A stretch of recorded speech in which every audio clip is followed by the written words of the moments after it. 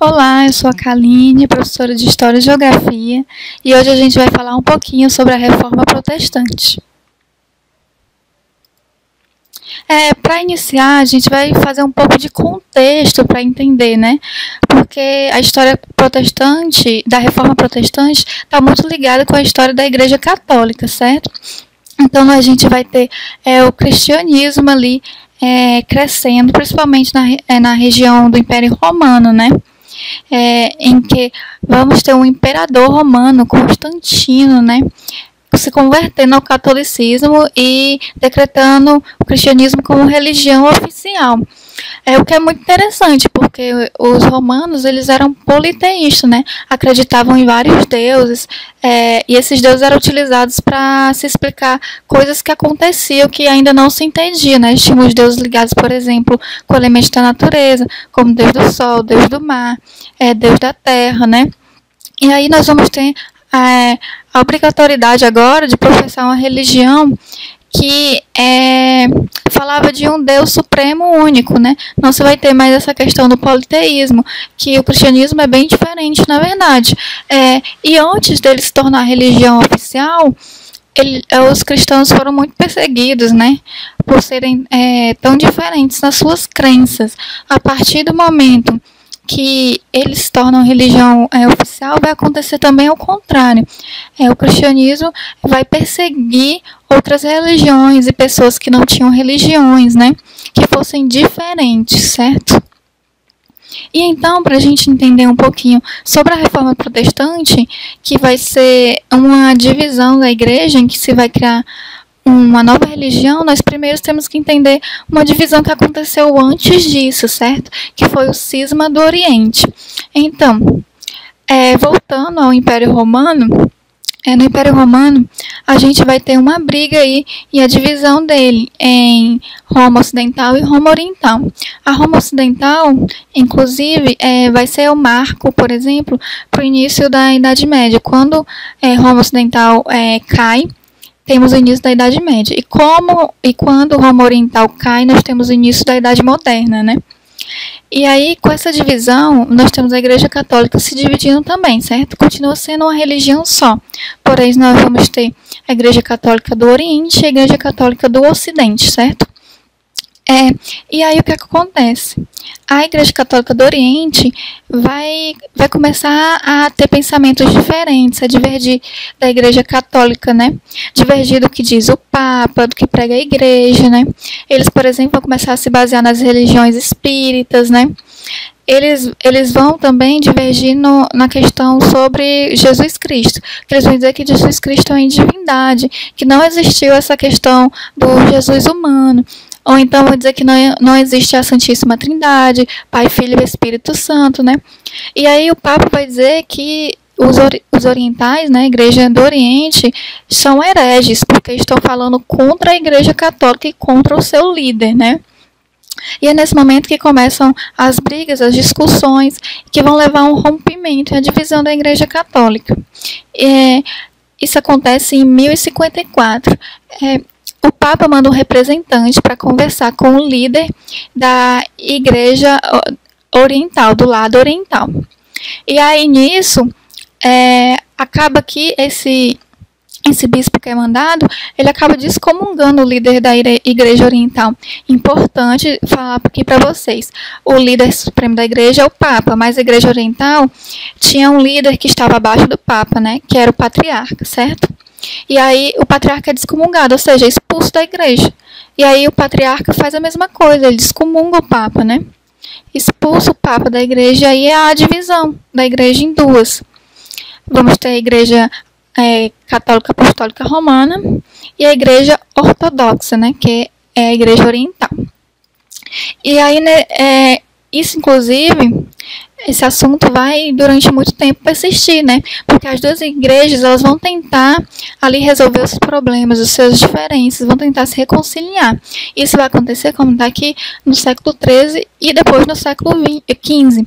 São duas tentativas de reunificar a igreja que não vão dar certo, por causa das divergências que são muito grandes e porque a Igreja Católica do Oriente ela não quer ceder, né, no que ela acredita e no que ela professa. Então, para a gente entender um pouco mais sobre isso, a gente tem que falar um pouquinho também da igreja na Idade Média, né? Já que a igreja católica ela vai dominar o período da Idade Média.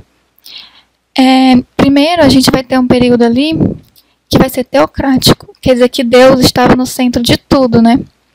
As pessoas praticavam, faziam as coisas, suas coisas do cotidiano, já pensando, será se eu fizer isso eu vou desagradar a Deus? Será se eu fizer isso Deus vai gostar e eu vou para o céu, né?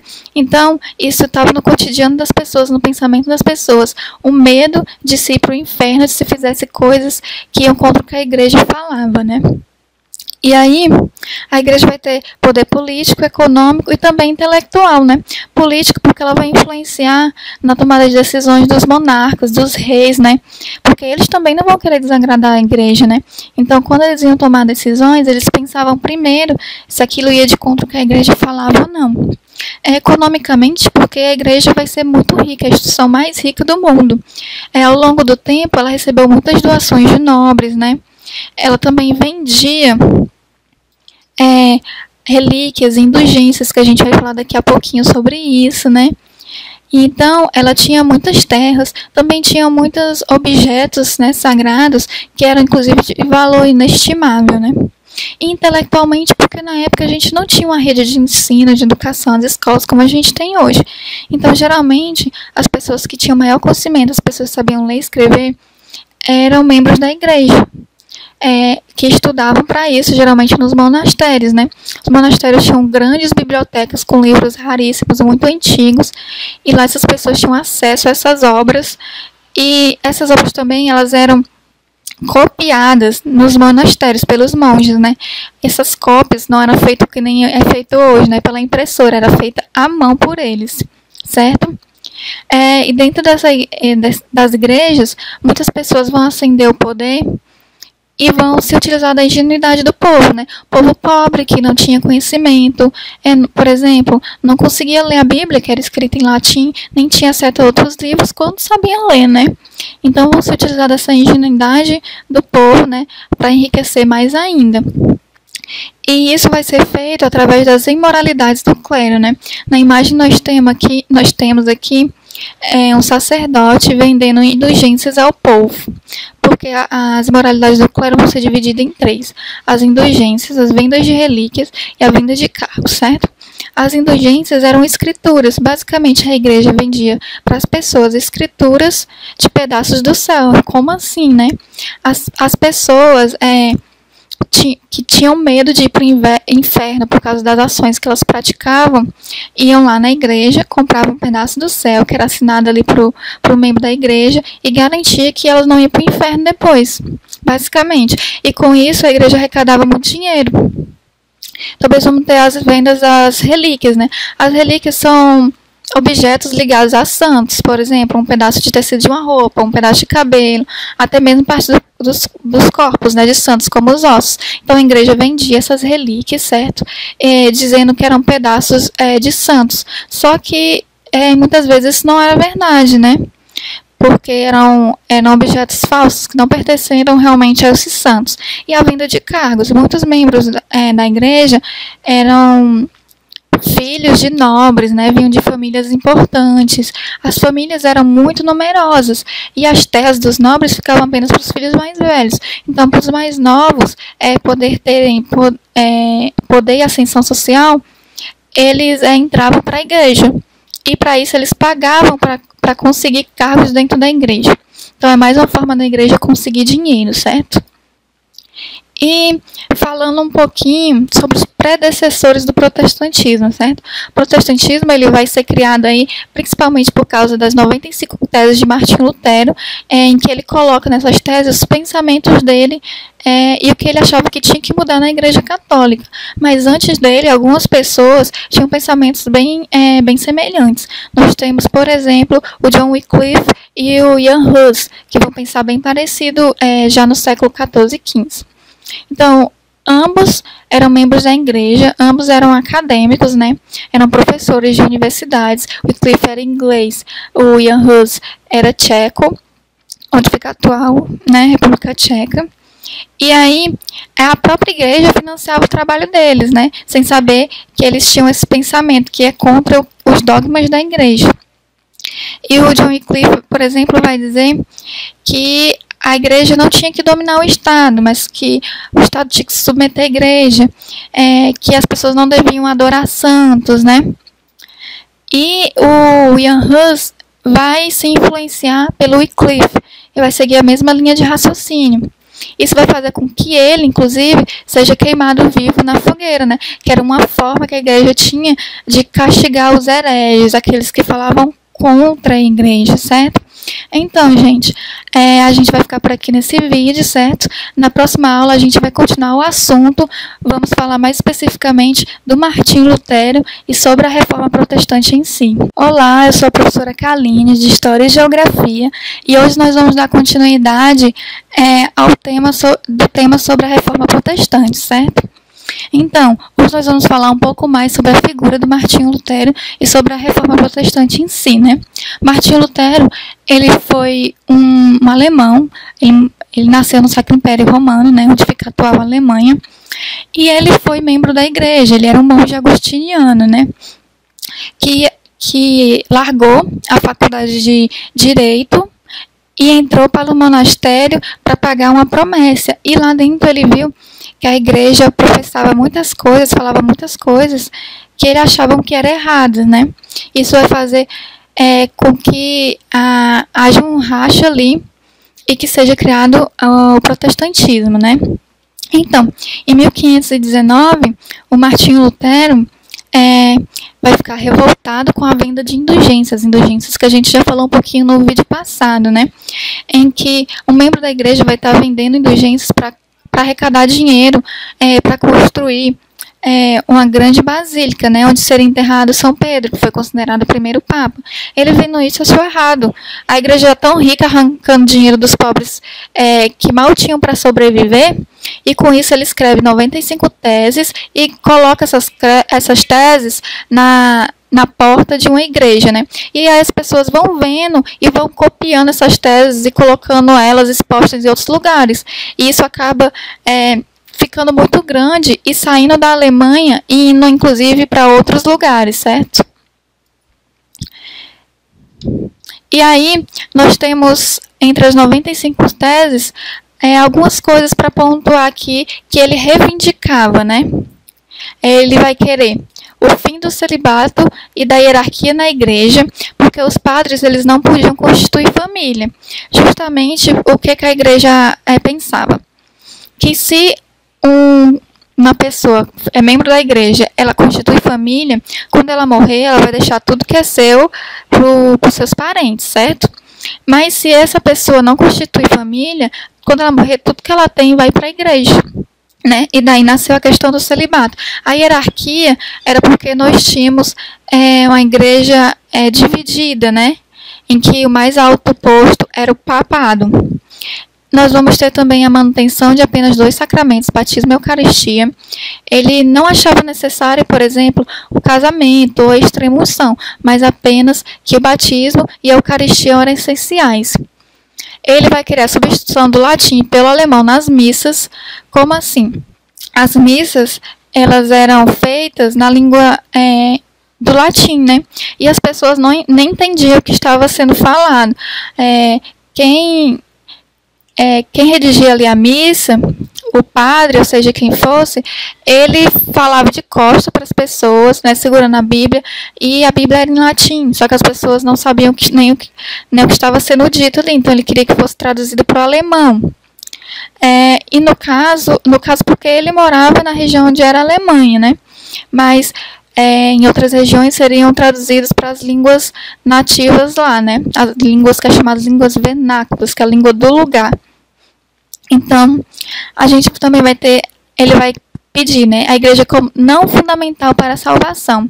Como assim?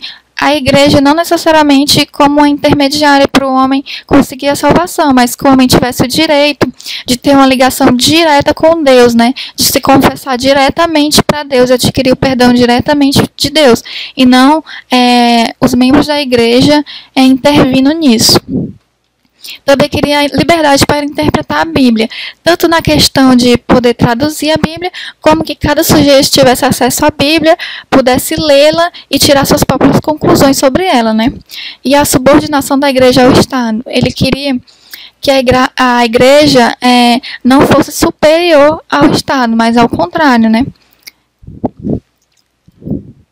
Então, gente, dando continuidade, o protestantismo ele vai se dividir, certo? Vai dar origem a vários tipos de religiões protestantes, né? Com algumas variações. E entre elas a gente vai ter o calvinismo, né? Que o nome vem do sujeito chamado Calvino. Era uma pessoa muito culta, né? Que se formou em letras, filosofia, teologia. E que ele vai ler aquilo que Martinho Lutero professava. Vai fazer algumas modificações, porque não vai concordar com algumas coisas, né?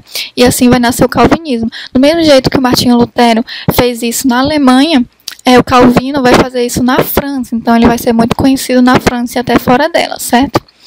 Então, João Calvino foi um francês, foi formado em teologia, filosofia e letras, que propagou o protestantismo na região da atual França. Apesar de se espalhar nas 95 países, Lutero pensava um pouco diferente, né? Então, primeiro, o principal ponto de diferença era que Calvino achava que as pessoas já nasciam predestinadas à salvação, ou seja, que Deus, antes das pessoas nascerem, escolhia elas para irem para o céu. Enquanto Lutero vai dizer que essas pessoas podem conseguir o lugar deles no céu ao longo da vida, pelas atitudes boas que elas tomam, né? É a principal diferença, certo? Interessante a gente salientar aqui que o Calvino ele vai se tornar muito popular e ele vai chegar a ser governador de uma região, da região de Genova, né? E lá ele vai fazer a mesma coisa que os católicos faziam com as pessoas do protestantismo, né? Ele vai começar a mandar prender e a matar os católicos, né? Por mais que ele também já tivesse sofrido isso. Então, gente, falar um pouquinho sobre o anglicanismo, certo? O anglicanismo é mais uma vertente do protestantismo. Ele se assemelha bastante com o calvinismo e ele foi criado pelo rei Henrique VIII da Inglaterra. Ele foi criado também por questões mais pessoais, né? Porque o rei Henrique VIII era católico, era casado na igreja, né, com a rainha Catarina de Aragão, e ele queria o divórcio, porque ele queria um herdeiro homem e a sua esposa não conseguia ter um filho homem. Então ele foi até o Papa e pediu o divórcio. Veja só, né?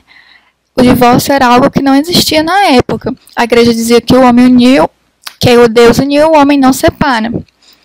E foi algo que persistiu até recentemente, né? No Brasil, só na década de 70 que o divórcio foi oficializado. Imagine na época, né? Do século XVI. Então, o Papa disse que não. E para poder se divorciar, o rei Henrique VIII, ele rompeu com o Papa e criou a própria religião dele, né? Em que ele é o líder da religião, que é o anglicanismo. Lá na Inglaterra, o calvinismo já tinha se espalhado bastante. Então, vai ser muito bem aceito pelos nobres, né? Por todo mundo. Até porque, principalmente pelos nobres, né? Até porque a religião protestante, ela professa que as pessoas podem acumular riquezas, que é algo que a Igreja Católica diz que não pode ser feito, né? O pecado da avareza. E aí nós temos a Contra-Reforma, né? Que é a reação da Igreja Católica ao rompimento com a Igreja Protestante, da Igreja Protestante, no caso. A Contra-Reforma, ela vai se embasar principalmente numa reunião do Concílio de Trento, que vai acontecer entre 1545 a 1566, né? Onde as pessoas do clero, né, os membros do clero, vão se reunir para decidir mudanças, para que tanto os fiéis voltem para a religião, como para que consigam novos fiéis, né? O que acontece é que eles não queriam fazer muitas mudanças não, porque temiam perder o poder que eles tinham. Então, muitas coisas que foram decididas, na verdade, foi para endurecer as regras da igreja, para que as pessoas fossem mais punidas, né? Nós temos aqui algumas dessas decisões, né? Ficou decidido na reunião. Proibição das indulgências, que é, inclusive, o ponto ali que culminou em que Martinho Lutero escreveu essas 95 teses. Então, indulgências não seriam mais vendidas pela igreja, né? A criação de seminários para a formação do clero. Então, os seminários foram criados nesse momento para a formação dos padres, né? Antes a gente tinha os monastérios. Inclusive, é nesse momento que é criada a Companhia de Jesus, né? Com os jesuítas. A gente vai ter a criação de uma lista com livros censurados, aí a gente tem um endurecimento, né? Em que eles recolhiam livros que diziam que professavam heresias, né, que iam contra as ideias que a igreja professava. A volta da Santa Inquisição para punir aqueles que fossem contra a ideia da igreja e a manutenção dos dogmas da igreja, que é simplesmente aquilo que a igreja diz que é verdade e vai continuar sendo verdade, né? Também nesse período foi criado, como eu disse, a Companhia de Jesus, né? Os jesuítas, que era um grupo que se espalhou pelo mundo em busca de catequizar pessoas que não fossem católicas, trazer essas pessoas para o catolicismo e assim aumentar o número de fiéis que tinha caído. E eles são muito famosos aqui no Brasil, por exemplo, ou nos nossos vizinhos aqui, onde foram colônias espanholas, em que eles estiveram transformando os indígenas, né, em católicos, certo? Então, gente, esse foi nosso último vídeo tratando da Reforma Protestante, certo? Espero que tenha ajudado vocês. Até a próxima.